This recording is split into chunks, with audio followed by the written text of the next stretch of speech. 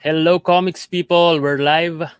Welcome to Indie Comics Podcast. Ako si Mel Kasipit and kasama ko ang isang special guest namin, si Sir Stephen Segovia. Welcome to Indie Comics Podcast, Sir Stephen. Hello. Hello Mel, kumusta? Hello comics people. Yan, comics people. Yan. First of all, thank you so much for sa pagpapa-unlock ng interview, sir, kahit na sobrang busy schedule and superstar Hollywood. Viva Max lang. Viva Max. Ayan. So, bago tayo mag-umpisa, magpadami muna tayo ng viewers. I-share ko lang yung live sa FB group ng Indie Comics Manila. And while we're sharing the link, gusto ko lang i-remind yung mga comics people natin na ang Indie Comics Podcast nasa YouTube. Lahat ng mga previous interviews nasa YouTube siya. And Spotify, Google Podcasts, and iTunes. Yan. Pero hindi kompleto doon. So sa YouTube lagi kasi medyo may delay ng konti kapag sa mga podcast. Ayun, so first na-encounter ko yung pangalan mo, Sir Stephen, sa Funny Comics. So malamang yung iba sa mga nanonood sa atin, ang una nilang encounter sa'yo sa Marvel, DC na. Ako, sa Funny Comics, Tomas Incolas. Yan. So doon natin simulan yung kwento. Ano yung story kung bakit ka napunta sa Funny Comics noon, sir? Well, nung bata pa ako, siguro mga around grade 3. First time ko na-encounter yung Funny Comics. Yung classmate ko, may dala siyang Funny Comics. Sa likod ako nakupo, raw 4. Siguro sa mga Gen Z hindi alam yung raw 4. Basically, sila yung pinaka nasa likod. Sila yung mga bababang. Row 1, matatalino. Row 2. Yung mga nasa matatalino. Yung mga nasa gitna, medyo, kami yung mga class C. Kumbaga. Oo. Mga classes na sa mga class C ng mga halimaw sa Good Fighter. Kami halimaw nasa likod. So yung classmate ko, may dala siyang Funny Comics kasi during science, medyo hindi siya mahilig sa science eh. So nagbabasa siya ng Funny Comics, tapos napapatingin ako, ganun. Sabi ko, ano ba itong ginagawa nito? Tapos na-intrigue ako, sabi ko, wow, ayos ngayon ako nakakita ng ganun. So hinihiram ko sa kanya yung Funny Comics. During that time, wala pa yung Combatron. I think parang Super Dog pa lang. Ganun. So medyo, ang dating sa akin is parang different world to . Although na-encounter ko na yung Archie, mga ganun, yung mga comics noon, like yung mga Snoopy, ganyan. Pero ito, dahil first time ko nakita ng Tagalog na pang-bata, so parang kakaiba sa akin. At the same time, nakakatawa naman talaga, like yung Planet of the Apes, ganyan. Nakakatawa Mr. and Mrs. Mr. and Mrs. Ganun, nakakatawa talaga. Iba kasi yung spice of life niya. So, pagdating ko ng grade 6, ganun pa rin. Nagkaroon ako ng classmate na mahilig din sa Funny Comics. Inihiram ko lang sa kanya kasi wala naman ako pambili ng Funny Comics. Parang 5 pesos yata during that time, yung Funny Comics. So, yun, first time ko na-encounter yung Combatron at inaabangan ko na talaga siya. Kay Sir Berlin Manalaysay. Sir Berlin, grabe. As in, pag may na-skip yung classmate ko, tutulungan ko siyang maghanap sa palengke. Sabi ko, ang pwede ko lang makontribute sa'yo, sasamahan kita hanapin. Kasi wala akong pambili talaga. Sasamahan lang kita. Pupunta tayo, maglalakad lang kami. Tapos hanap kami sa mga bangketa, ganyan. Tapos meron siyang mga pinupuntahan bahay na nagbebenta.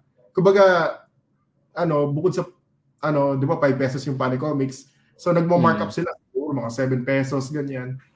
So kami, yung last resort namin. Tapos may hiram ko sila after 3 days.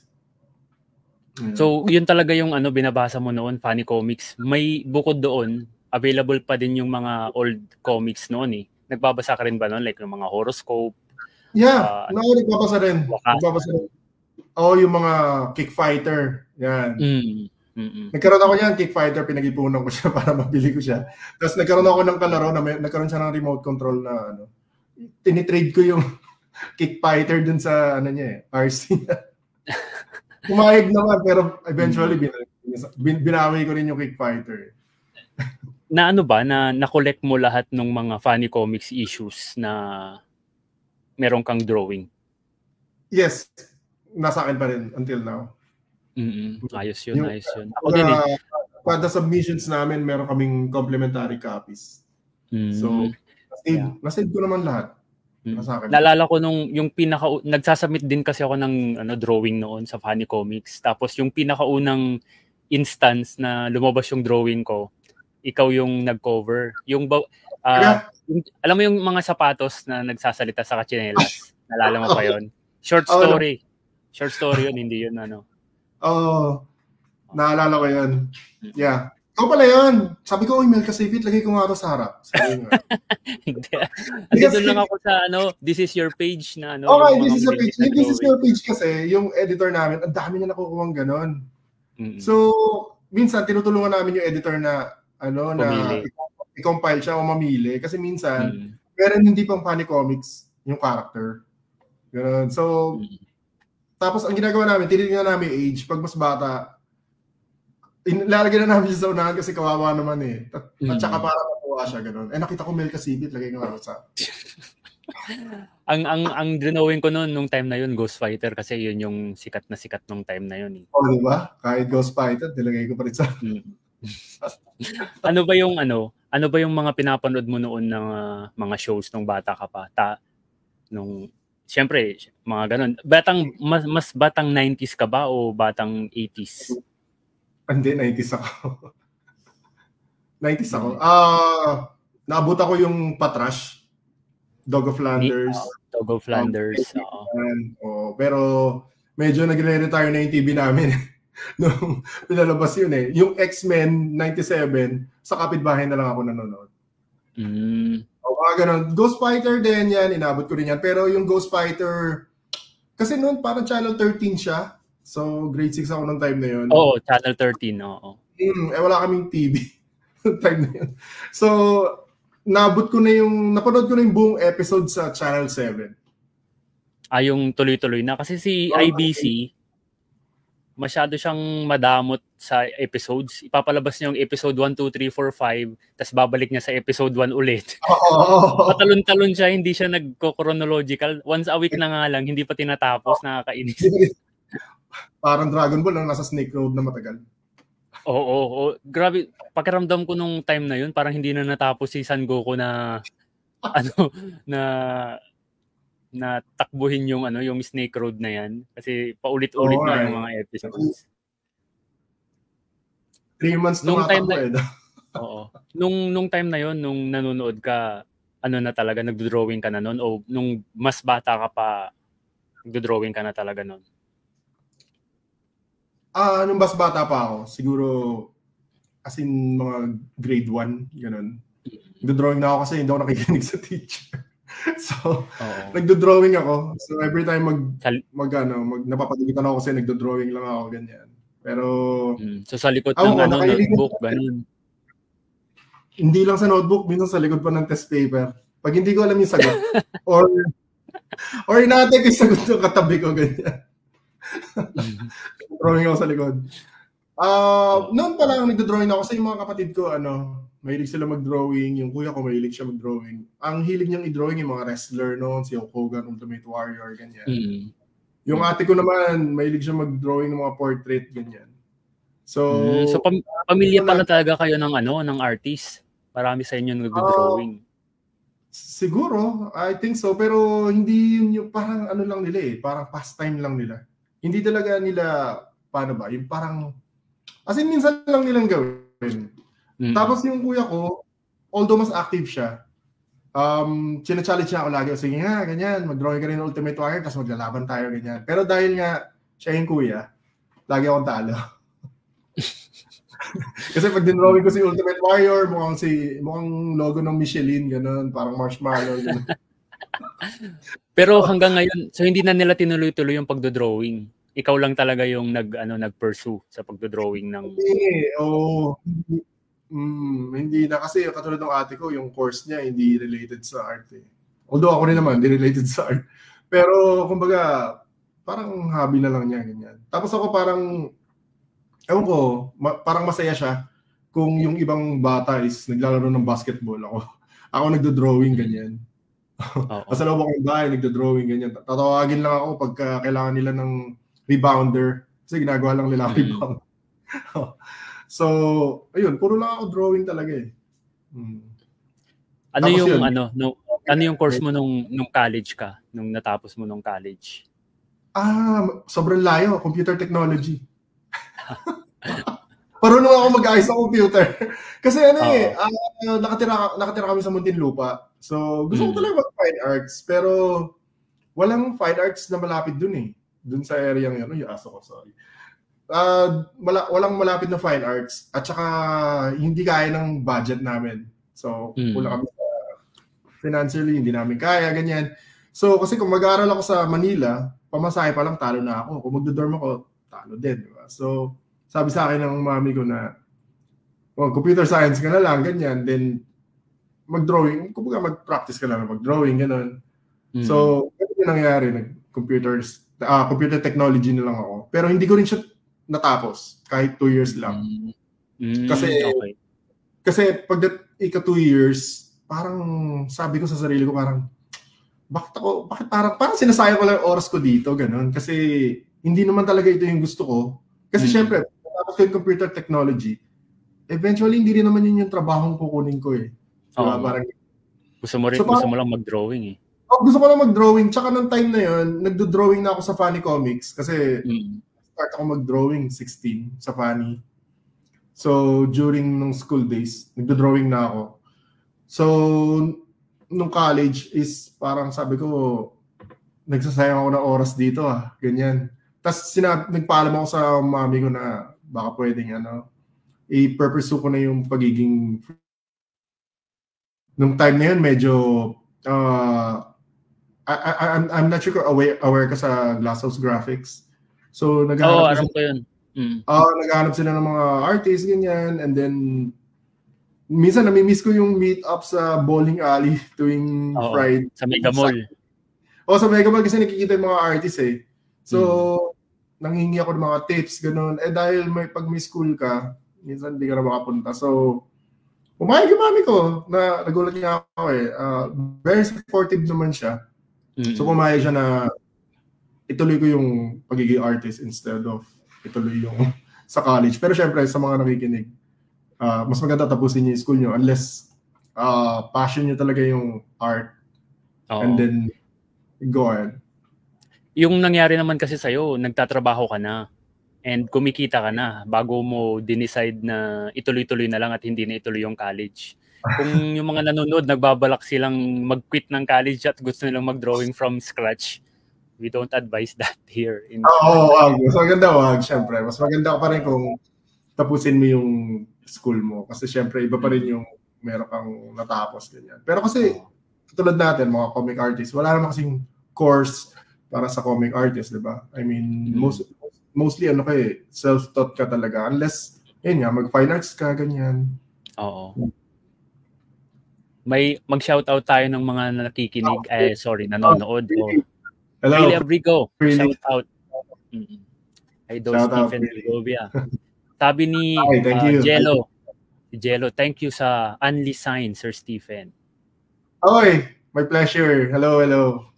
Siya yung may dalang baby, si Jello. Okay. Oo. Si Aaron naman. May X-Men 97 na ulit ngayon. Pwede na ulit makinood sa kapitbahay. Hindi na, may TV na yan. Malaki yung TV niyan. Grabe naman. Parang ma-feel ko talaga yung nostalgia. Tapos iwan mo yung tsinelas sa labas. Huwag mong ipapasok na kaya sa kapitbahay. Hindi. Kasi yung kapitbahay namin, may parlor sila. So sa labas lang talaga ako. Walang sound. Pag nanood ako. Kasi may salamin sa labas. So dinadab ko na lang siya. Ganyan. Oo. So hanap ako ng partner. Pag binuhay yung FK uli, tapos buhayin yung Kulas and Tomas, magta-try ako sa illustration. Masaya yan. Oo. So nag-overlap yung sir, no? Nag-overlap yung Glasshouse at Funny Comics. Pinagsabay ko siya. Yes. During nung nag-work ako sa Funny Comics, nag-start ako year 2000. So, may mga, of course, hindi rin naman ganun kalaki yung salary sa local comic scene. So nag-try din ako sa mga horror, ganyan, sa mga action comics dito sa Pilipinas. Nag-try din ako mag-submit sa kanila, ganyan. Nung time ng, I think mga year 2001, 2, ganun, medyo sumisikat yung anime dahil sa Ghost Fighter, ganyan. So yung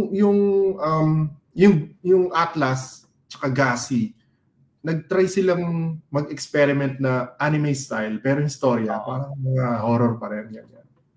So nag-sample ako and then yun, nakakuha naman ako ng mga ilan stories na kapag-illustrate ako ng mga gawa ng ibang writer, ganyan. So yun, pinagsabay ko yung funny comics tsaka yun. And then yun nga, yung sa Glass House, nagtatry din ako mag-samples kasi medyo challenging dun sa international scene kasi medyo mataas yung caliber na hinihingi nila. So, when it comes mataas yung sahod, yung page rate mataas din. Mataas din yung page rate. Tsaka nagulat din ako kasi 1 page a day eh. 1 page a day lang yung requirements. Pag sa local ka, dapat marami. Dapat makarami ka. Like, siguro makatatlo ka, ganyan. Lalo na sa mga yung horror, yung mga ganun. Kasi syempre, 6 pages siya minimum. So kung gagawin mo siya ng 1 page a day, medyo talo ka, di ba? Oo, malit lang yung kikitain mo eh. Malit lang kasi inabot ko yung 75 pesos per page eh. Mga anong taon yan? 2000s na o 90s? 2000s na, yes. Nag-stop na siya eh. Parang nung 75 per page, nasa early 90s pa siya, according to sa mga nakausap ko mga veteran. And then hindi na tumaas. Hindi na siya tumaas, pero dahil nagkaroon ng inflation, etc. So yung 75 niya, mababa na talaga. Pero kasi parang yung experience yung habol ko, kahit sabi nga ng tito ko, they paying you peanuts, ganyan. Kasi nga maliit yung sweldo. Pero sabi ko, hindi, okay lang kasi yung experience nga yung habol ko. Tsaka, gusto ko talaga magpa-critic dun sa mga veteran kasi dahil syempre sino yung magja-judge sa work mo kundi yung mas ma-higher up sa'yo, yung mas marami ng experience, di ba? So, okay lang sa akin, maliit lang kita, ganyan, like pamasahe lang yung makukuha mo, ganyan. Or sakto lang pambili ulit ng drawing pen, ganyan. Or mga paper. Basta at least, ma-experience ko lang yun. Yun. Sino yung mga nakilala mo noon? Kasi magandang story na naabutan mo rin pala yung yung mga local comic scene at nakapag-seek ka ng advice sa mga legends natin noon. Naalala mo pa kung sino-sino yung mga yon? Tumulong sa'yo noon? Well, yung iba, first name ko lang sila kilala eh. Si Sir Baggy, ganun. Na-meet ko si Ariel Padilla, si Louis Antonio, yan. Yung iba, puro first name ko lang sila kilala eh. Kasi medyo nahihiya rin ako lumapit. Kasi yung iba, nagugulat ako kasi pag pupunta sila dun sa Gassy or sa Atlas, dun pa lang nila gagawin yung pages nila. Dun sila nagdo-drawing, hindi sa bahay? Hindi sila nagdo-drawing. Hindi sa bahay kasi marami na sila nag-drawing sa bahay. Ang submission kasi sa is every Friday. It's either Tuesday or Friday. So Friday ako nagpupunta kasi mas marami artist. Yung Friday, pupunta ako na maaga kasi nga alam ko nagdo-drawing sila doon. So makikita ko, dinodrawing pa lang nila yung 6 pages na isasubmit nila. Although meron na silang nagawa sa siguro mga pang na nila yon, pang 20 plus na nila yung ginagawa doon. So pinapanood ko sila. Nahihiya naman ako lagi magtanong kasi syempre nagdo-drawing siya. So pinapanood ko na lang sila kung paano nila ginagawa. As in brush lang yung gamit, pentel brush lang. So yun, marami akong na-meet doon ng mga veterans. Yung sobrang gagaling talaga, like doon ko nakita na nag-start sila mag-drawing sa daliri ng paa. hindi ko talaga ma-imagine na parang paano niya nagawa yun, gano'n. Ibang level yung imaginations, ganyan. And then siguro sa experience na din, pero kakaiba yung ganun experience. So hindi sila hindi na sila masyadong nagko-construction lines, yung mga bilog-bilog, cross sa mata, ay sa mukha, hindi na masyado.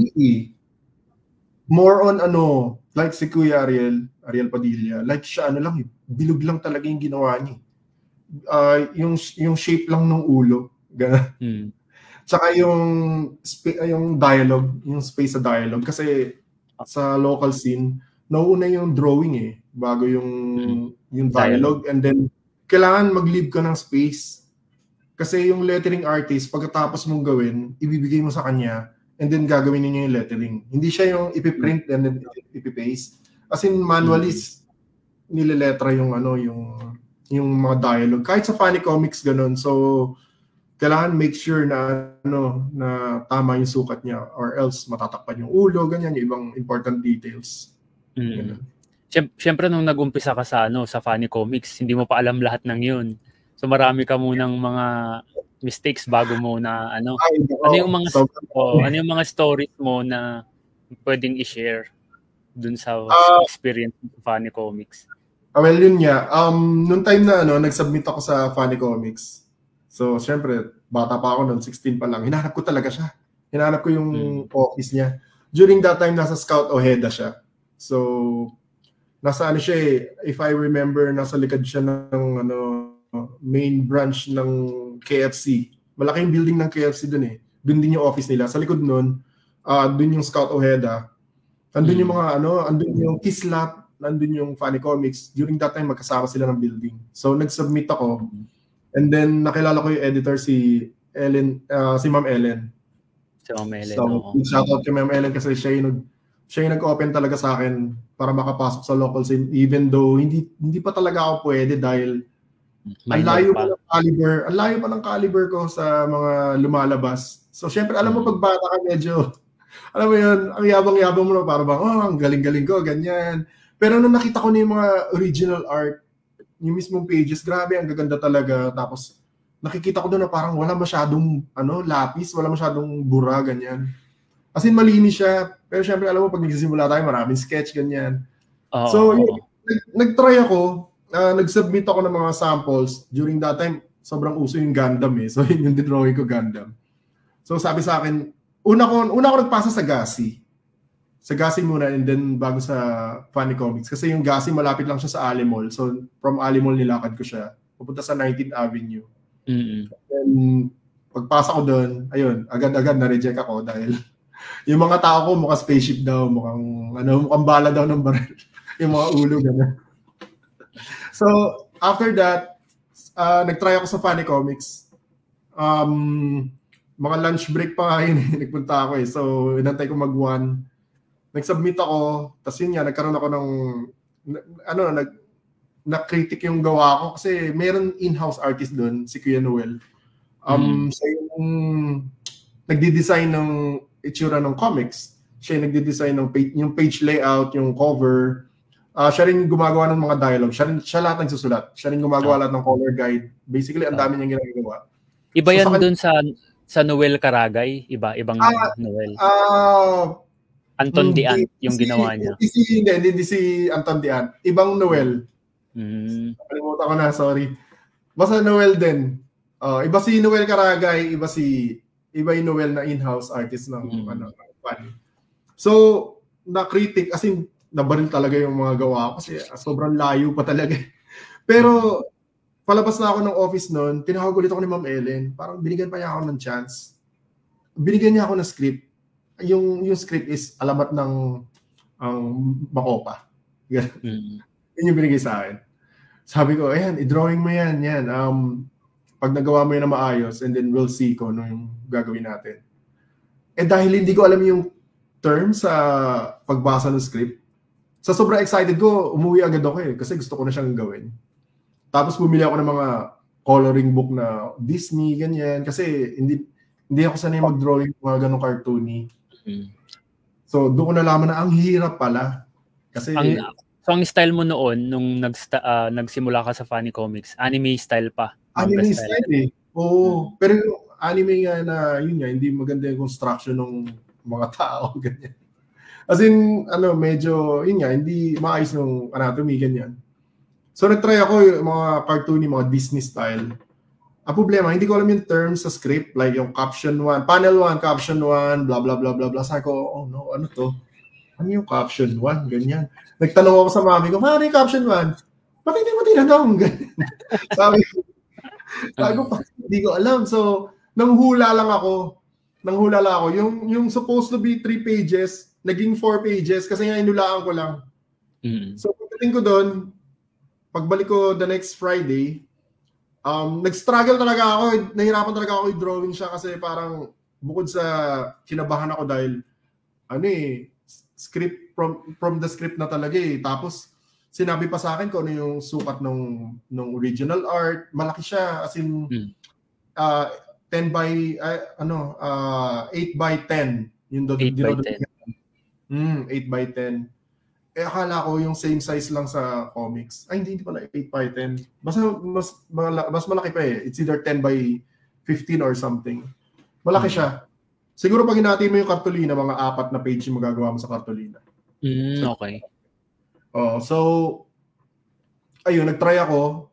Nabaril siya. May mga pina-edit sa akin on the spot doon. Doon ko rin nalaman na liquid paper yung ginagamit. Pagka buburahin mo yung art. Sa puti. At saka yung patching. I-drawing mo ulit and then ipapatch mo. So, parang tatapalan mo ng papel yung part na may correction. Oo, yung sabi pa sa akin, tapalan mo yan. Sabi ko, tapalan? Sabi ko gano'n. Hindi ko talaga get.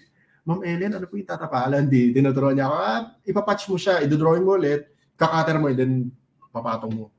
So, yun yung ginawa ko. Parang halos inulit ko rin yung buong page dahil ang daming ang mali. So, pero eventually, pinagbigyan pa rin niya ako. Doon ako natuwa Kasi siguro napansin ni Ma'am Ellen na gustong-gusto ko talaga matuto, ganyan. Nakita niya siguro yung passion mo na talagang gusto mo talaga makapasok. Siguro. Tsaka parang... Kasi kung iba yun kasi baka pag nalait yung drawing nila, ayaw na nila. May mga kakilala din akong ganong artist eh. Ayaw nila na...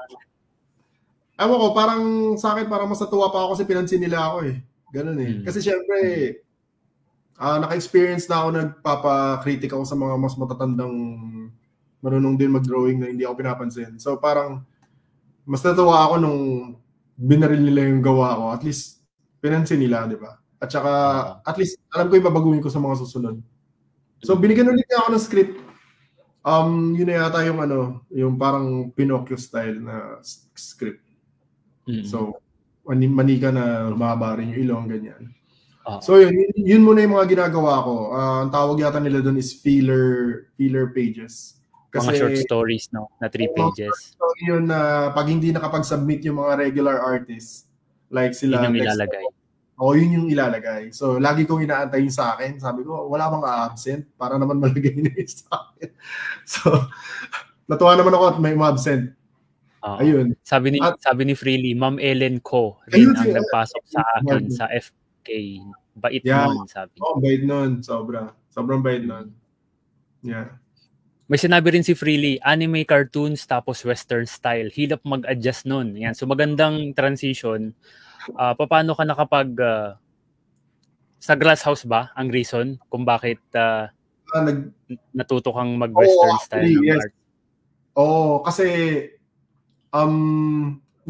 during that time parang hindi pa ganoon ka-open yung anime sa mga publishers Like hindi pa siya ganoon ka-open yung fusion yung style. Hindi pa ganoon ka-open. Like para silang may tinatawag na house style. So meron lang specific style na kailangan like parang Jim Lee ganyan or parang high contrast pa parang Deodato parang ganoon. So nahihirapan ako mag-adjust kasi hindi ako sanay mag-drawing ng mga crosshatch. So, yung head dun sa Glass House, pinapatry nila sa akin yung mga style like yung kay Joe Madureira, kay Campbell, ganun.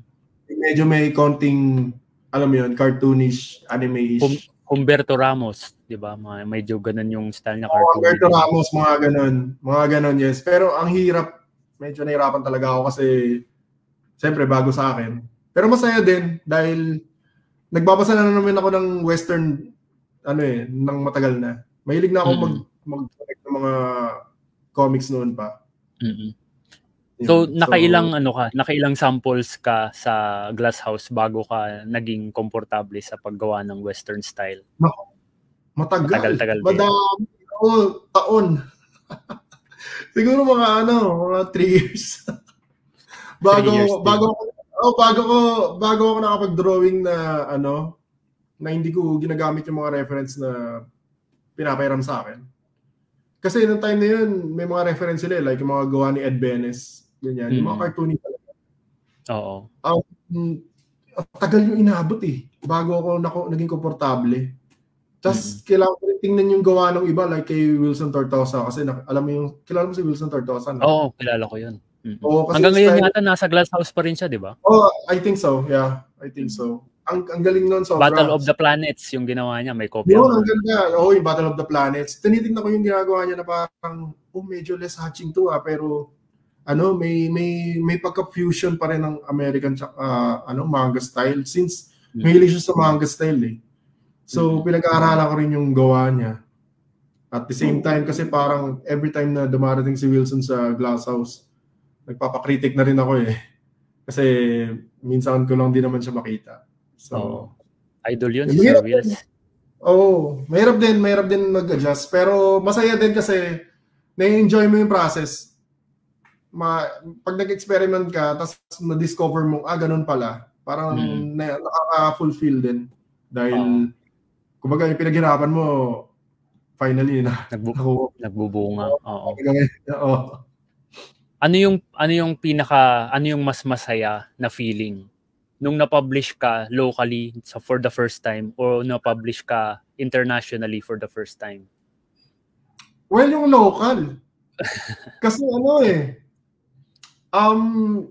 kasi nung bata pa ako, Funny Comics na parang tina-target ko na siya talaga. Then hindi ko na kwento sa'yo, nung time kasi nung Tekken, yung bago pa yung Tekken. Siguro mga Tekken. Medyo addict ako sa arcade. Ako din Samurai Showdown 4, yung mga ganun. Tekken Tag. Tekken Tag, medyo umiwas ako sa Tekken Tag. Kasi medyo hindi ko nagustuhan yung tag. Yung nagka-tag sila. So hanggang Tekken 3 lang. Tekken 3. Tekken 3. Ngayon, meron ako nakilalang artist sa Gasi. Magaling siya maglaro. Ang name niya Patrick. Nakalimutan ko yung apelido. Inaalala ko lang kasi yung first name. Ang galing niya mag-drawing. Tapos doon ko nalaman na nagdo-drawing siya sa comics. Nung nakita niyang dinodrawing ko on the spot yung mga characters sa Tekken. Ganun.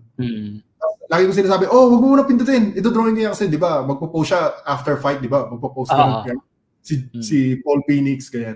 Wag mo muna pindutin. Ito-drawing ko sandali. Kaya ganun. Wala pang camera nun Wala pa.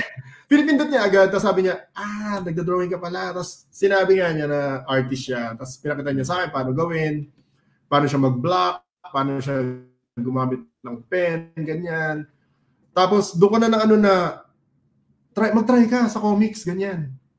So doon nagkaroon ng direction yung buhay ko na, wow, sige, magta-try ako sa comics dito sa Pilipinas, ganyan. Tapos yun nga lang, sabi nga niya na, kailangan lang marami kang pag-aralan. Like, kailangan mo mag-drawing ng tao, ganyan. Mag-drawing ng bahay, basurahan, ganyan. Kasi, pag nag-drawing ka sa comics, hindi pwede yung, ayoko i-drawing yan Ganyan Kasi, syempre, depende sa story yan.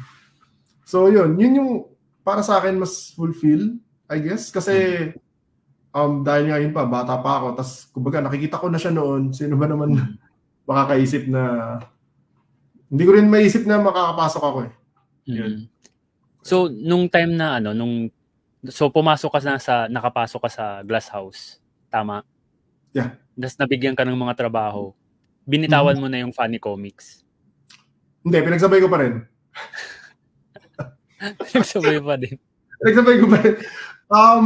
Actually, during ginagawa ko yung Funny Comics, hindi ko na kwento sa'yo na yung time ng Culture Crush. Nauso yung anime. Gumawa kami kami magkakaibigan ng comics din, anime. Ang pangalan niya yung Ground Zero. Alam ko yun. May kopya yata ako nun Meron ka ba? Tapos Mangaholics, di ba? Mangaholics din. Hindi, Mangaholics medyo na siya Medyo later na siya. Later na. Chips yata ang pangalan ng isa. Chips. Yung comic pa. Chips yata yun. So, pinagsasabay ko, pag gumagawa ako sa Ground Zero inker ako. Pinagsasabi ko pa rin yung Funny Comics kasi hindi ganun ka-lucrative yung paggawa ng indie. As in, to the point na wala naman talagang kita. It's more on, kailangan kumalat yung comics mo. So, nagsimula sa amin yung Ashcan. Oo nga. Kukunti pa lang gumagawa nun. Wala pang gumagawa nung time na yun. Maghanap kami ng Xerox na powder dapat, hindi liquid. Kasi mas mura. Tsaka tumatago sa likod pag liquid yung Xerox. So, dapat powder. So, dun kami, yun, pinagsasabay ko yun, and then, nagkaroon ako ng isa pang work, yung sa Nautilus. Yung sa Nautilus. Yun, napagsabay ko rin yun.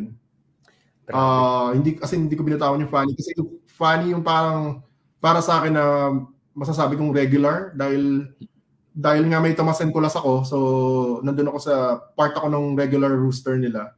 Na gumagawa ng series, so part ako ng roster, kailangan ko mag-submit, di ba? And then hindi ko rin siya mabitawan agad-agad dahil nangyayari naman ako kay Ma'am Ellen bitawan basta-basta, at saka kailangan ko rin ng extra funds dahil pag gumawa ka sa iba, it's either hindi ka mabayaran agad or hindi ka talaga mababayaran.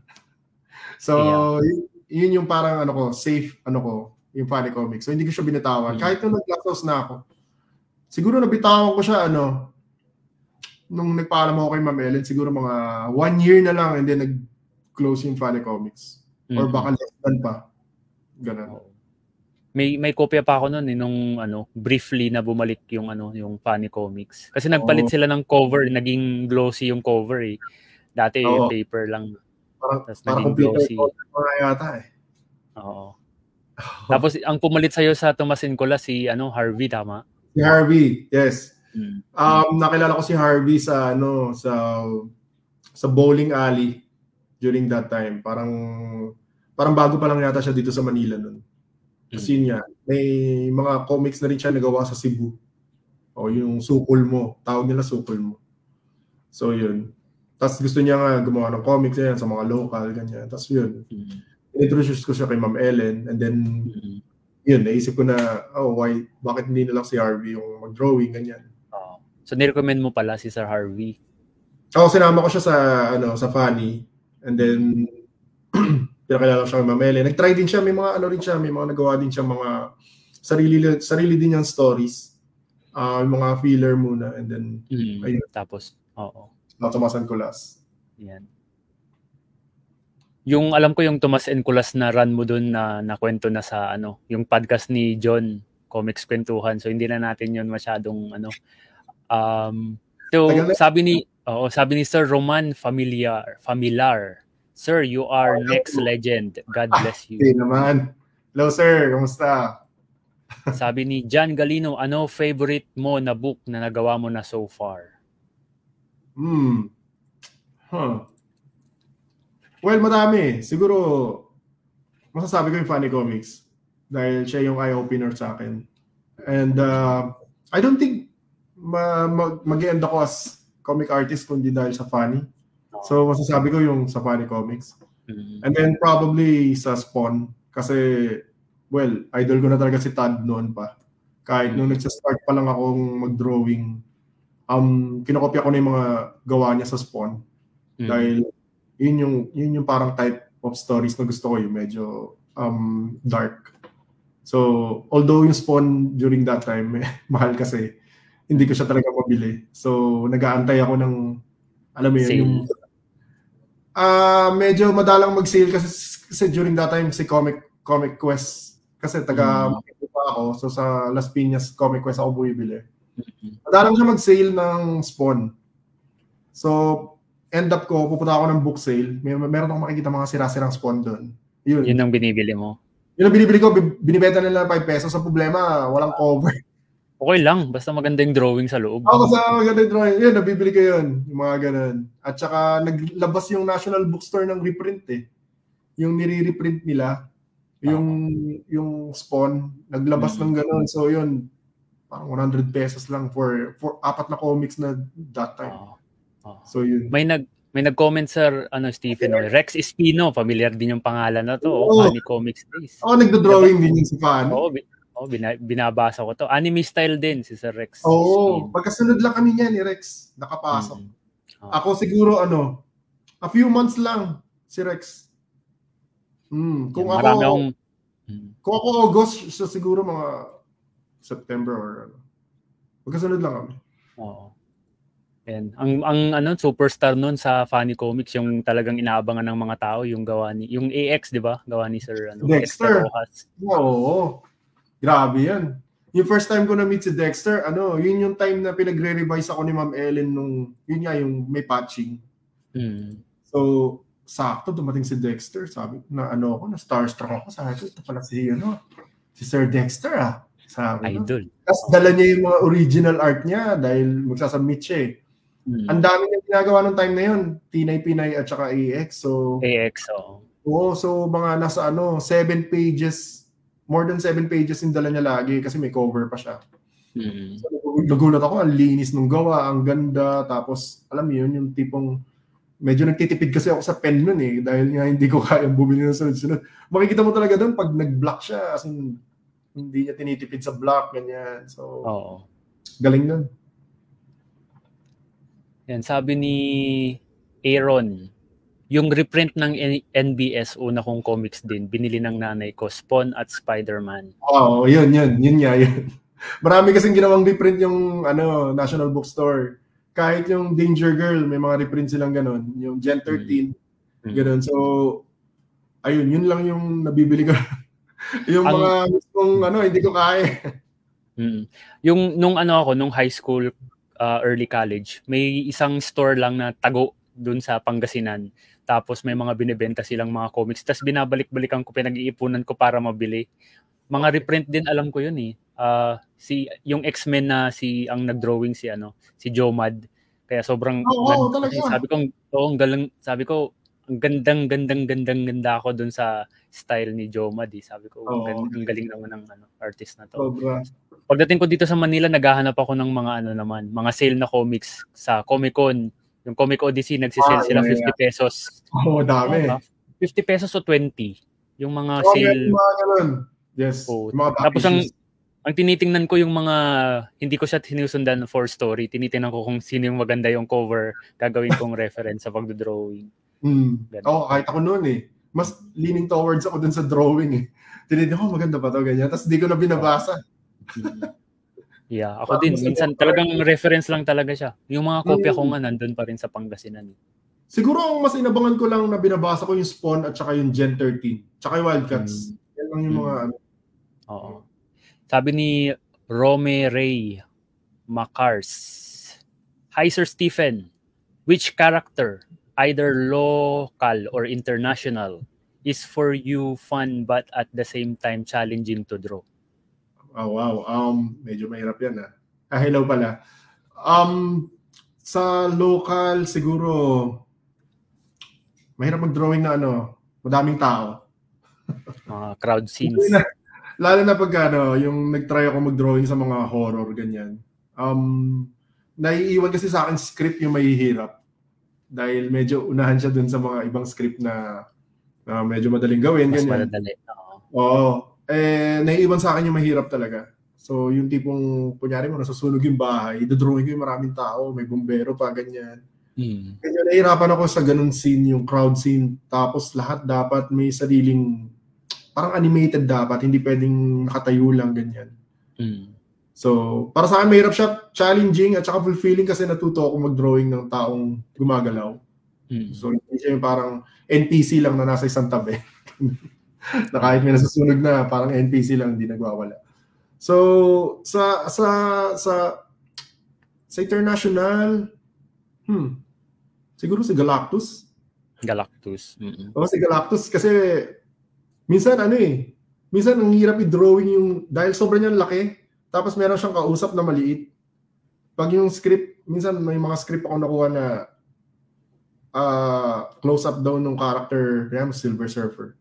Close-up niya, and then kailangan kita pa si Galactus, so parang kailangan ko ilayo paano ba ito? Ilalayo ko si Galactus? Pag nalayo ko siya, yung scaling niya, parang nagmumukha na siya hindi higante. Di ba? Kasi yung scaling niya hindi na siya ganun hindi na akma. Dahil nga malaki talaga.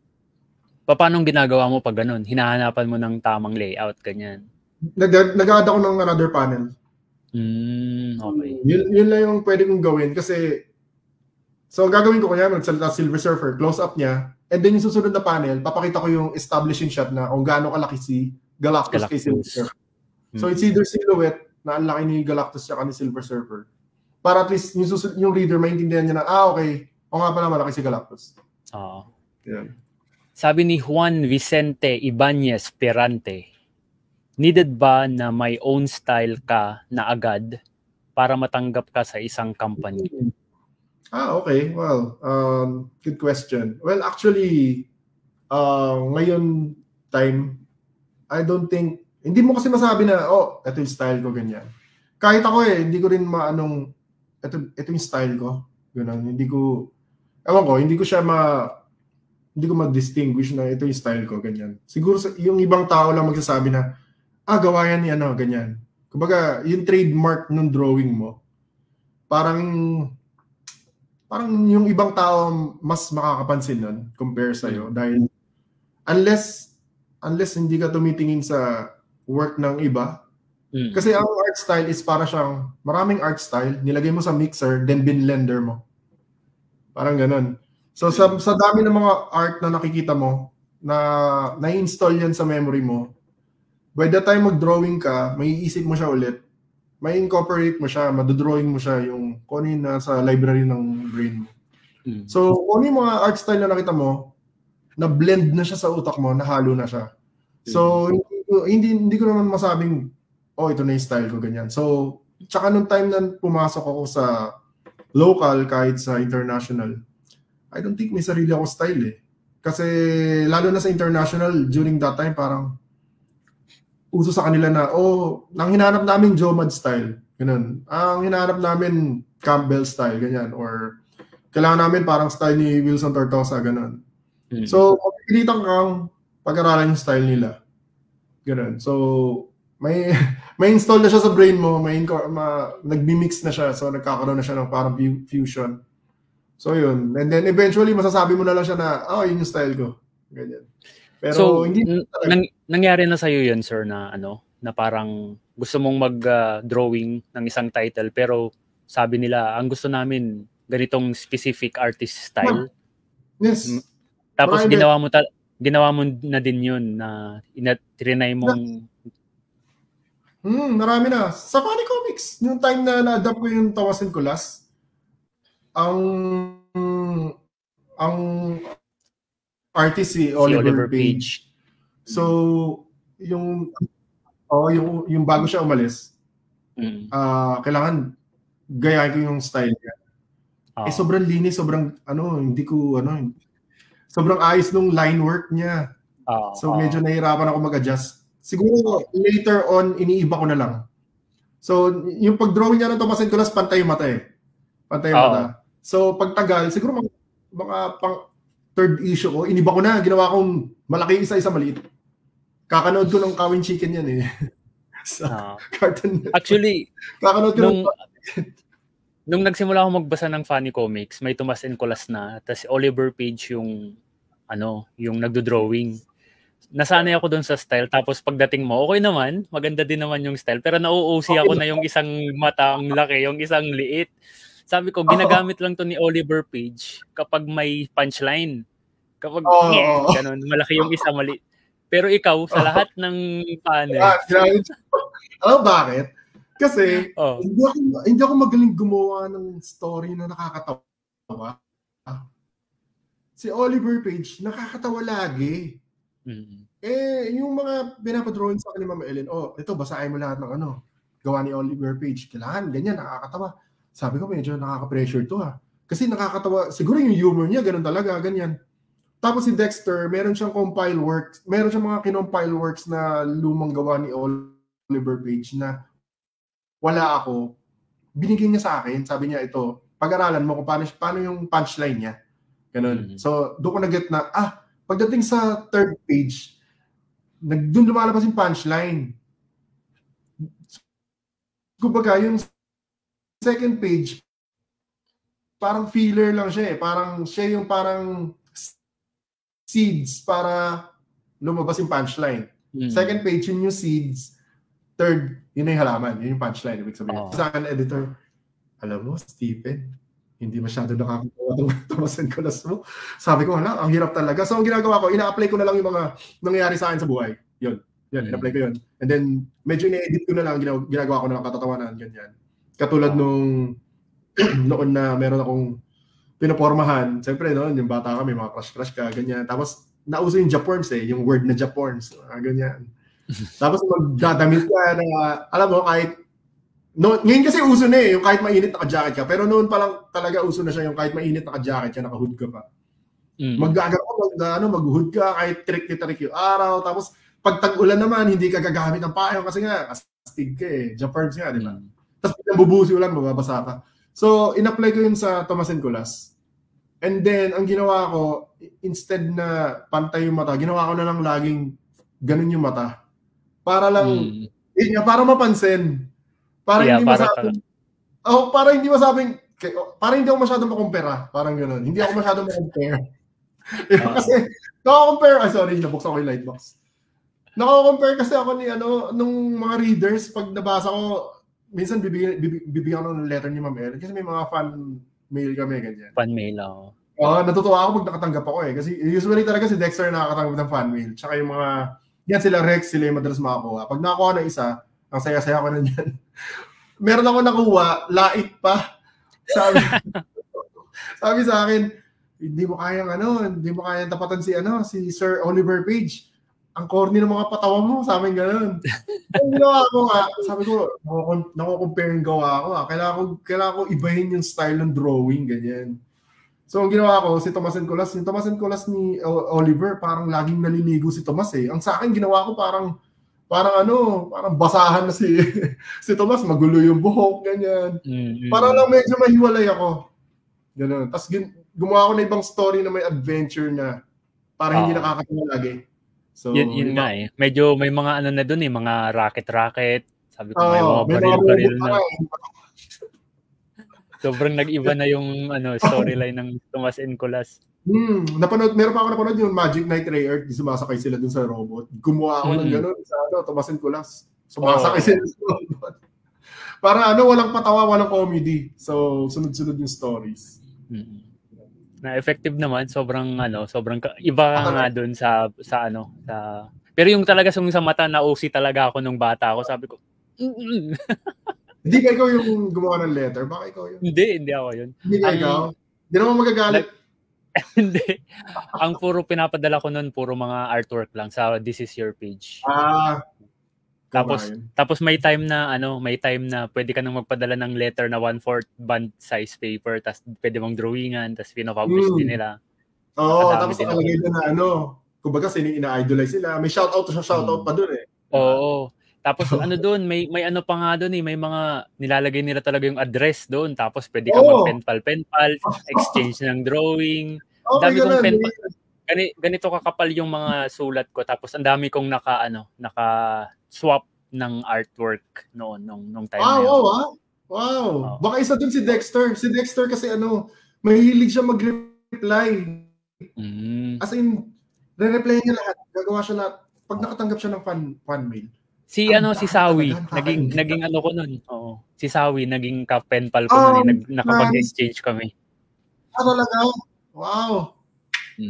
Ayos Sa akin, walang ganyan Di mga puro fans yun. Familiar ka ba sa sa Eclipse Company? May group Oo. Yeah. Member ako ng Eclipse North Luzon chapter. Talaga? Oo. Friend mo sila, sila Calaris North sila Oo. Hindi ko na si Ray Esguera, Hiralito Esguera. Si Ray madalas mag-send ng letter yan sa Funny Comics. Yun, magaling din mag-drawing yun. Sayang hindi na siya. Pero ang galing yan, ang galing nun ni Ray. Oo, ang galing. Sobrang linis ng niya. Ng drawing niya, sabi ko. Sobrang linis. Yeah. Nag-ano ka pala, Eclipse ka pala. Sayang lang, hindi nag-push yung nyo. Yung sayang. Sayang. Maraming members din yun Yeah, sobrang dami. Oo. Si Rex Eclipse. Oo, Eclipse. Sa Manila naman, maraming mga taga Pampanga, taga Tarlac, taga Cavite. Oh. Sabi ni Juan Vicente Ibanez, as an aspiring artist po, sir, any recommendation na books to read? To read? Well, depende sa... How to draw manga, mga ganyan. Yan yung uso nun eh. How to draw manga. Kung yung mga tutorials, yes, mga gawa ni Andrew Loomis sa mga anatomy, ganyan. Yun yung masasuggest ko, yung mga gawa ni Andrew Loomis, yung mga gawa nila Norman Rockwell. Rockwell. Noon, hindi ko rin mag-get. Bakit kaya sila Norman Rockwell? Kaya ang galing-galing talaga. Ganyan. So, bumili ako sa book sale ng mga gawa nila. And then may mga na-get akong mga techniques. Kasi doon parang may mga process silang pinapakita doon paano nila ginagawa, ganyan. So, yun yung mga masasuggest ko, yung mga ganun. Actually, madami nang mabibili ngayon ng mga how to draw. So, sa YouTube lang, punong-puno na sa YouTube ng mga tutorials na magagaling. Siguro pag sa comic art related, mag-YouTube ka, hanapin mo si David Finch kasi... David Finch. Lagi siyang may tutorial, as in lahat. Oo. Tapos panoorin niyo yung mga live stream. Talagang dinodrawing niya. Tuwing Monday yun, Monday. Yun nga, dapat yun yung interview dapat kay David Finch, pero hindi ko nga kaya. So, tapos kay Super Rani, nagla-live sila nung buhay pa si The Late Kim Jong-gi. Nagla-live sila, pinapakita nila yung tutorials nila, ganyan, kasi may translator sila. Hanggang ngayon, meron pa rin sila. Yung Gina yung gumagawa ng mga tutorials sa watercolor. Napakarami, sobrang dami. Pero kung sa concept art, marami ka rin pwedeng puntahan na, like kahit sa Facebook may mga concept artists na napakarami na laging nagpo-post ng mga works nila, may mga tutorials pa sila pinapakita. So, pero yun nga, when it comes sa books din, kung gusto maging comic artist, I would suggest na pumili ka ng maraming comics na yung gusto mong style na, kumbaga, of course, may mga style tayo mga gusto, yung gustong gayahin or parang may influence ka. So, yun siguro sa tingin ko yung dapat mong gawin, bili ka ng mga ganun para at least matuto ka rin. Kung kailangan mo kopyahin mo hanggang sa matuto ka. Kasi yun naman simula sa lagi. Kahit na ako, nagsimula ako sa pagkokopya rin talaga Tapos eventually, mananawa ka rin na nangungopya lang. Mananawa ka rin Gusto mo, iba naman Oo. Actually, nakakaubos na oras. Pagka ilalatag mo lahat ng book sa harap mo. And then, pero yun nga, masasanay ka na rin So, sabi ni Philbert Domingo, sobrang astig ng arts. Black and white. Meron po bang drawing si Sir na Pinoy superhero? Like Captain Barbell, Lastic Man. Alam ko nag-drawing ka ng mga cover sa mga local, sa mga Bayan Nights, di ba? Tama? Bayan Nights, hindi pa. Pero sa iba, kay John Summer, nag-drawing na ako. Sa Digmaan. Oo. Sa Digmaan, yan. Tapos sa Epic, nakita ko gawa mo yung tikbalang doon sa Epic. Yes, yan sa Epic. Yeah. Sa Epic. Pero sariling gawang superhero, wala Wala. Although may character lang. May sarili kang character na... Meron akong sariling character. Medyo dark nga lang. Sabi ni Vince Medrano, as a beginner po, ano po masasabi nyo kung saan siya mag-uumpisa? I mean, ano po uunahin na aralin? Well, sa umpisa, isipin mo muna ano ba yung gusto mo. Ano ba? Gusto mo maging comic artist? Gusto mo ba maging painter? Or gusto mo ba maging graphic artist? For example, kung comic artist, magsa-start ka talaga sa pag-drawing ng figure or magandang faces. So mag-drawing ka ng faces, as in, siguro, linggo-linggo yun lang gagawin mo. Puro faces. Iba-ibang face. Mag-sketch ka. Like, for example, bibili ka ng sketchbook and then yung first 5 pages, pupunuin mo yan. Puro sketches lang. Puro mukha lang. Iba-ibang tao. Hindi naman necessarily kailangan realistic. Kahit cartoony. Depende kasi kung ano yung gusto mo. Kasi may mga artist na gusto realistic, meron gusto cartoony. Ako kasi talaga, from the get-go, cartoony na talaga yung gusto ko. Doon ako lumaki. Sa anime ako na lumaki, sa cartoons ako lumaki. Actually, hirap din ako noon sa sa realistic style kasi syempre laki akong cartoons, laki akong anime, tapos biglang sasabihin noon ni Sir Jerry na ayaw niya ng anime style. Pinilit ko talagang aralin yung realistic style eh.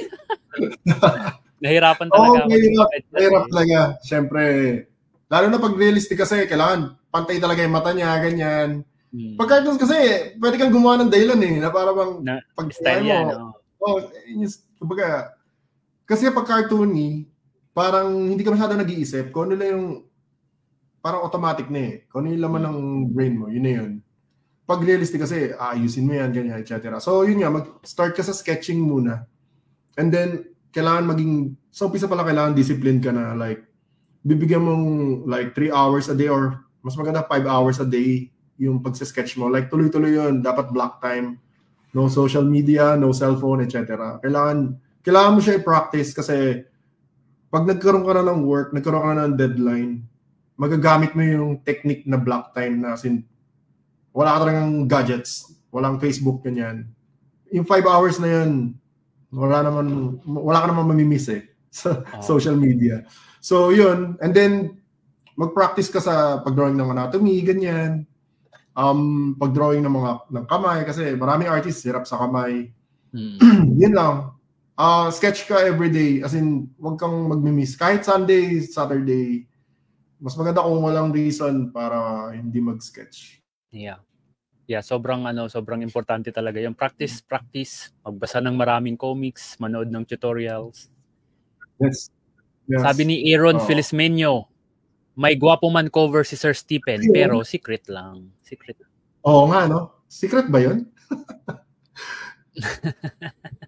Sabi ni Sir Evie Cantada, napakahusay na artist. Check nyo yung gawa niya. Magandang gabi po sa inyo. Hello, good evening.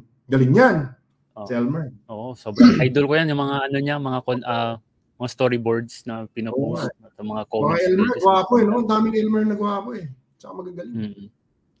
Sabi ni Juan Vicente ulit, may orasyon po ba si Sir Stephen bago siya mag-drawing? Like quick exercises para pagsalang sa draw na sa drive na siya, or does it come naturally? May mga warm up sketch pa, ganyan? Sorry, natawa ako yung sinabi orasyon, iba yung naisip ko Parang naisip ko parang magdadasal ganyan. Hindi, dati kaya kong mag-drawing yung pagkagising ko lang, mag-drawing na ako, ganun. Kaya ko dati yun. Pero ngayon hindi Parang, ewan ko, siguro pag tumatanda ka parang, syempre, lagi ka lang naman nagdo-drawing, lagi ka nakaupo sa mesa mo, nagdo-drawing. So, usually, yung ginagawa ko, nagdidilig ako. Ng halaman? Lalabas ako, magdidilig ako. Mahilig kasi ako sa halaman. So, magdidilig ako, tatanggalin ko lahat ng lantang dahon. Tapos, parang nagpa-process na yung brain ko Ganun. Parang, syempre pag drawing kasi, pag nag-drawing ka kasi, mostly ang ginagamit mo doon yung brain mo, di ba? Hindi naman basta yung kamay mo lang. So, kung wala kang mapuproduce yung kamay mo kung hindi nakikipag-communicate yung brain mo doon sa kamay mo. Magdidilig ako, tatanggalin ko lahat ng latandawon, gano'n. So, yun yung process muna. And then siguro, pagka may konting time pa, yes, mag-sketch.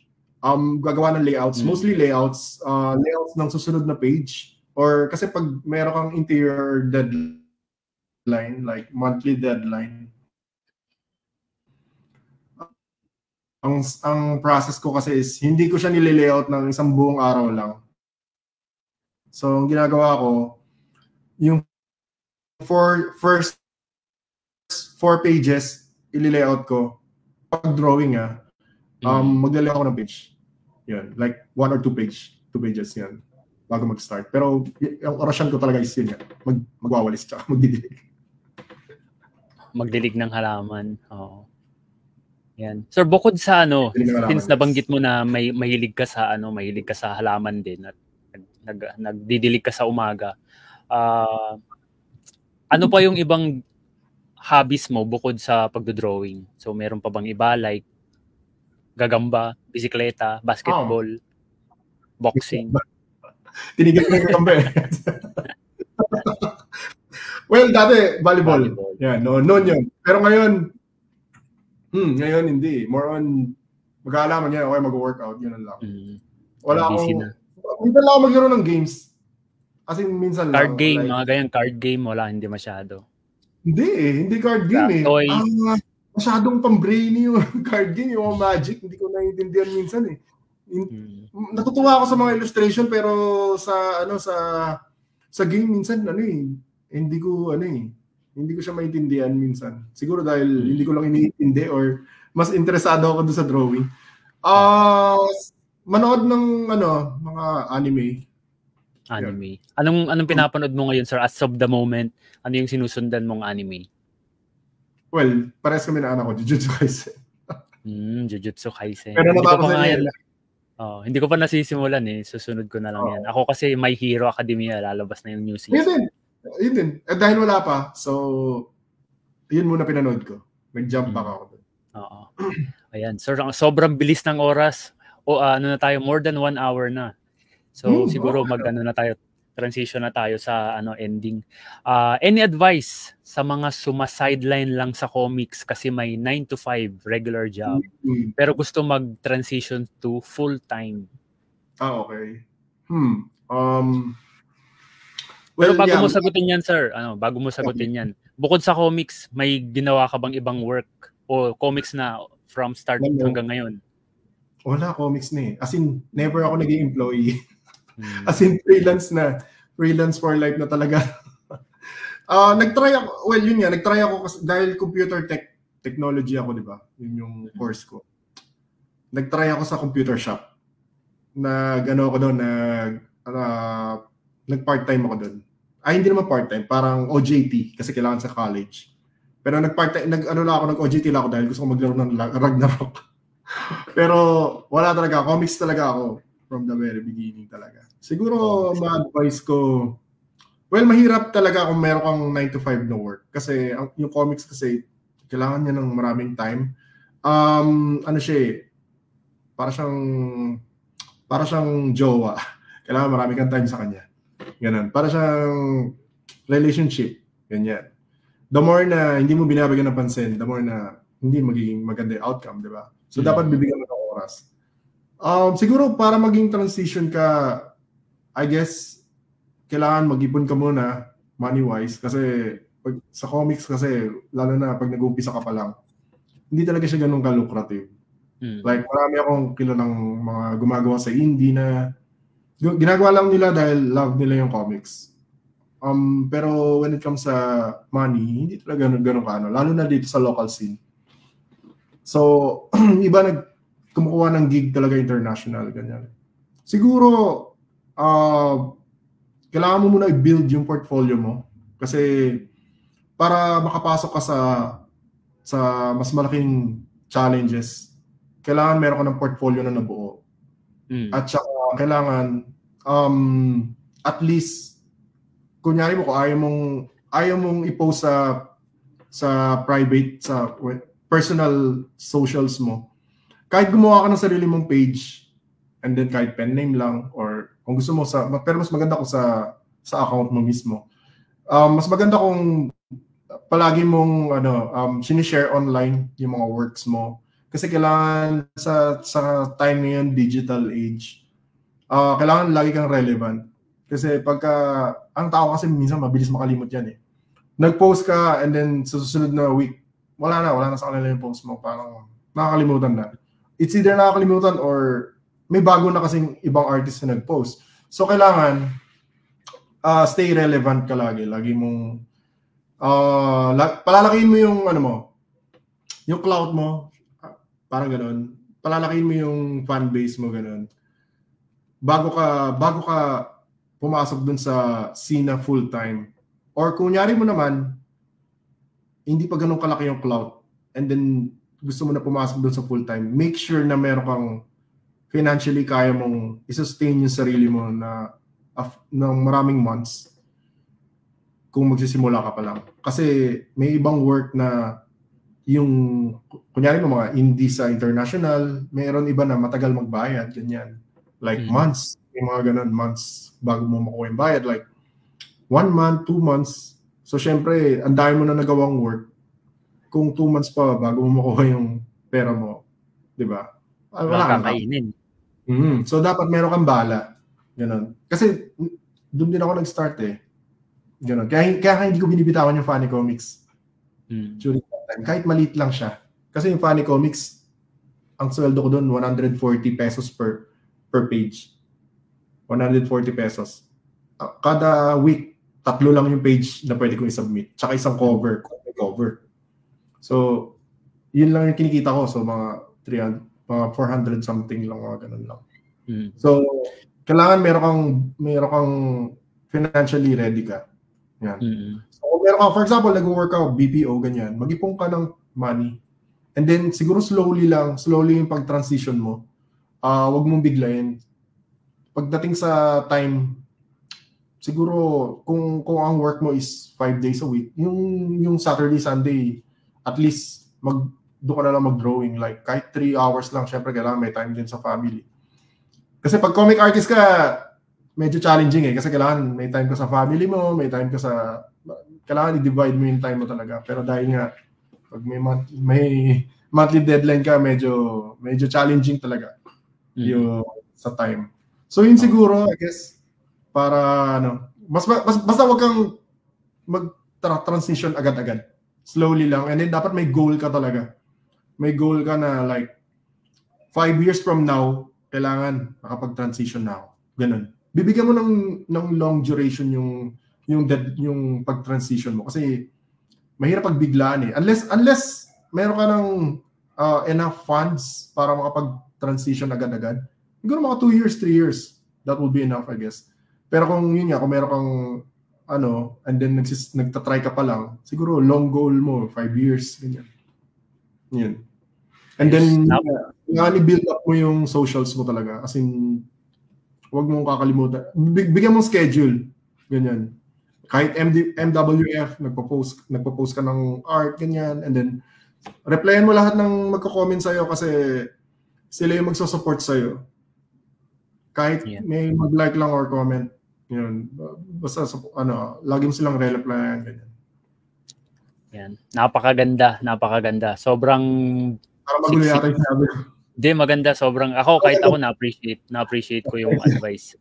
Yeah, kasi pwede natin talagang gawing leverage ngayon na online tayo. So, pwede kang mag-post anytime. At your audience is worldwide, hindi ka lang limited sa Pilipinas noon.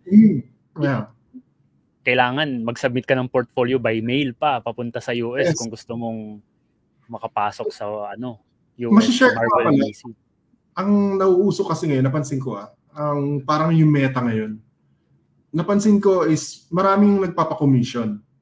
Local, international. Pwede ka mag-start dun kung gusto mo mag-transition into comics. Siguro, malakas kasi talaga pag nag-drawing ka ng mga commission ng mga superhero. Of course, malakas yan like mga Marvel, DC. Pero yun kasi yung parang gateway mo para makapag-transition ka. Di ba? I know may mga artists na ayaw mag-drawing ng mga ibang IP. Pero, kung gusto mo makapag 100% transition, yun yung parang gateway mo. At the same time, makikilala ka naman eh. Kasi yun nga yung makikilala ka, ganyan. Hindi mo naman, hindi naman yung goal mo is, basta hindi ako mag-drawing yan, ganyan. Ang goal mo is, makapag-transition ka. Yun. Kahit si Manix, nag-drawing siya ng mga commissions, ganyan. Which is nag-drawing na siya ngayon ng yung mga next comic art, puro superhero na. At saka nakikilala siya, international, kahit wala siyang interior na ginagawa sa mga big two or mga indies sa American-based na comic book. Kahit wala, dahil may mga nagpapacommission sa kanya ng mga characters sa Marvel, DC, na style ni Manix, bago sa kanila, and then kumakalat, and then nakikilala yung name mo. And then doon ka na, kasi yun nga kailangan mo gumawa ng clout. By the time gumawa ka ng comics mo or gumawa ka sa ibang company na IP nila, yung nagpapacommission sa'yo, malamang bibiling din nila yung comics mo. There's a high chance. Diba? So yun siguro. Marami nang gumagawa nun, and then I think isa yun sa mga magandang way para maging regular ka as freelance artist. Si Art Germ, nakilala siya sa fan art. Yeah, yes. Si Dexter Soy. Si Dexter Soy, gumawa siya ng fan art. Saka din siya nakilala. Online siya nakilala, di ba? Yun nga kasi... Lang, parang minessage yata siya ni CB ba? CB. Tunit ni Sir Budget yung tutor draw ni Dex. Tapos minessage siya, di ba? Yun nga parang yun yung yun nga dahil nagpo-post ka, nakikita ng iba. Lalo na ngayon, yung time ngayon, maraming editor. Lahat ng socials yan. Nasa Instagram. Internet lahat sila. Dati para makita nila yung work mo, kailangan padala mo sa kanila. FedEx mo, email mo, ganyan. Ngayon, or pupunta ka doon mismo sa opisina nila, di ba? I-hand over mo yung portfolio mo. Exactly. Ngayon, pag bukas pa lang nila ng Facebook, makikita na nila eh. And then, pag sobrang maano sa kanila yung work mo, i-email ka nila or kukontakin ka nila. Yeah, may ganun pa rin, marami pa rin ganun. So, I would suggest na mag-try ka sa local scene, mga commissions, ganyan. Very supportive naman yung mga client dito sa Pilipinas. Kahit sa mga baguhan artists, magpapacommission sila, ganyan. Yeah, that's true. Ito, one of the last questions siguro. Sabi ni Juan Vicente ulit, one of the greatest challenge is yung art blocks. Paano naman yun nalalagpasan ni Sir Stephen? Thank you, Sir Mel. Sorry, dami tanong. Idol ko kasi itong si Sir Stephen, pati si Sir Kael Ngu. Inaabangan ko lagi uploads nila. Art blocks. Na-experience mo pa ba yan? Or dahil professional ka na, bawal ka ng ma-art block? Kailangan mo mag-drawing talaga kahit na wala ka sa mood? Pag na-art block ka, masasalary din ka. Hindi. Art block.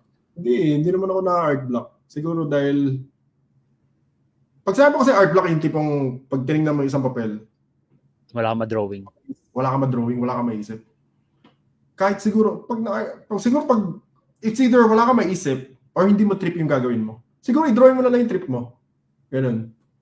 I-drawing mo na lang yung trip mo lang. Kahit sketch lang na profile, ganyan.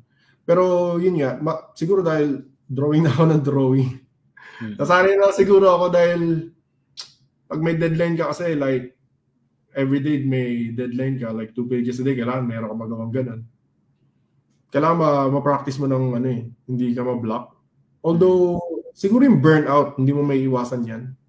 Kaya nga ang ginagawa ko, may iba akong ginagawa, magdidilig ako or mag-aalaga ako ng halaman ko, ganyan. Kasi, hindi kasi ako sa bonsai. So, yun, para lang ma-divert yung ibang iniisip ko. Para lang mawala yung art block. Okay. Kasi, ayun. Iba na lang yung iisipin ko. It's either maglilinis ako, ayusin ko yung studio ko, ganyan. Ibang bagay naman muna yung sa bagay na may... Basta siguro malayo lang sa pag-drawing. Siguro, pero sandali lang yun eh. Sandali ko lang naman gagawin yun and then okay na ulit ako. Ganyan. May mga ibang artist kasi na kapag wala sa mood, wala ka sa mood, ayaw mag-drawing. Kung trabaho mo yun, hindi pwede kasi hindi ka kakain, wala kang trabaho eh. Totoo yun. Katulad nga sinabi ko, sa art kasi ang pagiging freelance kasi at saka pag nagkaroon ka ng monthly deadline, parang jowa yan. Hindi pwedeng wala kang time. Dapat meron palagi. So, hindi naman pwedeng, tinatamad ako ganyan. Mapapagalitan ka na editor, di ba? So, might as well, pilitin mo yung sarili mo. At isa pa pala, nangyari yan sa akin nun, siguro mga age 25 ako mga ganun. So, medyo bata-bata. Nangyari yan sa akin, tinatamad ako ganyan. Ang iniisip ko lagi, yung ibang manggagawa, like yung mga karpintero, ganyan.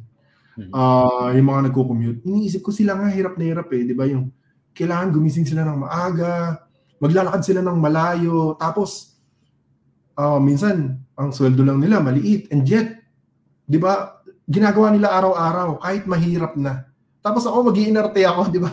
Pagising ko, ayun na yung mesa ko, tapos mag-iinarte ako, di ba? Parang inaano ko yung sarili ko na ang arte ko naman, nag-iinarte ako. Tapos yung ibang tao, magko-commute, makikipag-agawan sa jeep, ganyan. Minsan wala pa masakyan, malilate, madudumihan, ganyan. Pero ako, upo lang ako, mag-drawing ako. And yet, tinamad pa ako. So yun, parang tinanim ko yun nun sa isip ko. Para bang hindi dapat ako mag-inarte. Paano kung nandun ako sa sitwasyon na yun? Diba? Kasi sa totoo lang, maraming gusto magkaroon ng ganitong work na sa bahay ka lang, magdodrawing ka, di ba? Maraming ganyan, di ba? I'm pretty sure ibang madalas nagko-commute araw-araw. Gusto nila yung ganung work na, siyempre, andyan lang yung family mo, ganyan. Hindi mo na kailangan mag-commute. Oo. Di ba? Gumising ng maaga. Kumbaga hawak mo yung oras mo, although very stressful kahit pa paano. Pero part yun ng work. So, that's true. Yan. Sobrang solid yung advice mo sa mga bagong creators. Medyo magulo yun ako. Hindi maganda sobra actually. Yun nga, sabi ko nga. Pati ako na-appreciate kasi napansin ko nga rin yan nung pandemic, 'di ba? Maraming nawalan ng trabaho tapos ikaw mayroon kang trabaho, so at least 'di ba, thankful ka ngayong hindi mo na kailangan lumabas ng bahay, ganyan. Totoo yan. Yan, bago tayo mag-end, mag-hi tayo sa mga nanonood. Sabi ni Amil, nice, awesome guys. Ay, thank you. Sabi ni Marco Santucci, hello Stephen. How are you? Maria Laura Sanapo. Oh, Maria. Nako. Nag-uusap tayo ng Tagalog, may mga international pala. Sorry to I'm sorry everyone. I hope you understand our conversation. I didn't bring a lot of English, so yes. Yeah, please use Google Translate to translate this episode. And si Brian Uy, I recall dati hintay ka pa ng conventions or gathering to get advice and inspiration and try apply. Buti ngayon mas mabilis na. Totoo yan. Sabi ni Freely, ganda ng advice. Yan, sabi ko. Thank you, Freely. Sabi ni Gerald Dorado, Comicsman, na-meet na po ba ni Sir Stephen ang crush niya na si George Jimenez? Na-meet ko na. Of course. Ayun, ang gwapo. Sobrang gwapo. Ewan ko ba, bakit ang gwapo nila, no? Yung mga Spanish na artist, mga Italian, ang gagwapo nila eh. Nung time yata na ginagawa sila, lahat ng kagandahan, kagwapon, binigay sa kanila eh. Nung Pinoy na, okay na yan, deadline na. Sabing gano'n, no? Nung Pinoy na, okay na yan, pre, deadline na eh. Talaga, hindi na natin patatamo sa ilong na to. Hindi na, okay na yan.